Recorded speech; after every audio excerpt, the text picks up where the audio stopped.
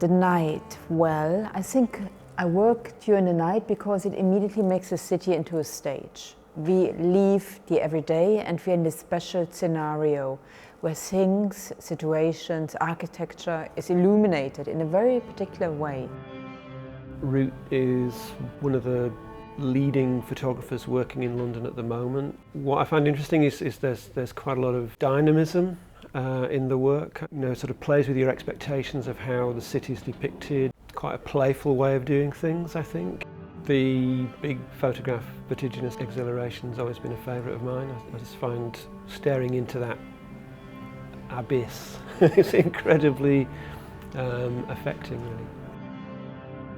Without someone being in a picture, there's no placeholder, so to speak. So it could be you as the viewer who makes that imaginary leap into the image. It becomes you who is challenged to inhabit that space. I somehow managed in this work to capture a lot of what is important to me about the city, you know, this letting go, falling into it, the rush towards something, but always bouncing.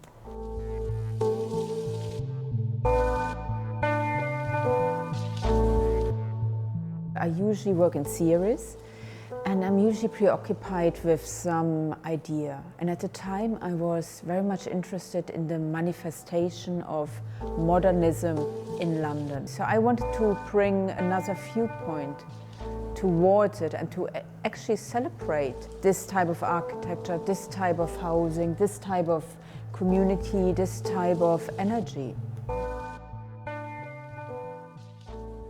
I only take like 12 photographs a year.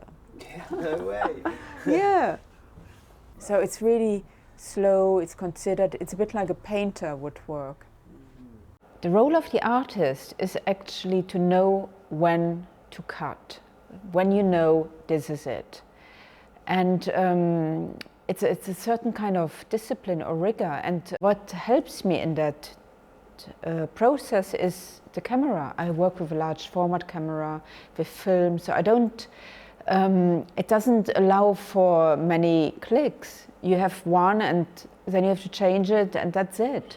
So it teaches you a certain kind of discipline and economy, which I think it's useful as an artist. For me, it's definitely useful because to make images seems abundant. You can make so many. So you have to really restrict yourself, artificially almost, or conceptually.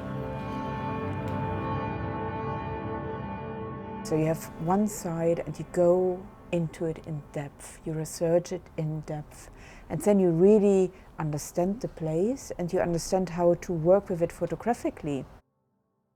I think with photography it really pays off if one reads an image closely. You know, we're so used to looking at so many images and we don't usually give it enough time to really decipher what's going on. You are downstairs looking up, aren't you? Mm.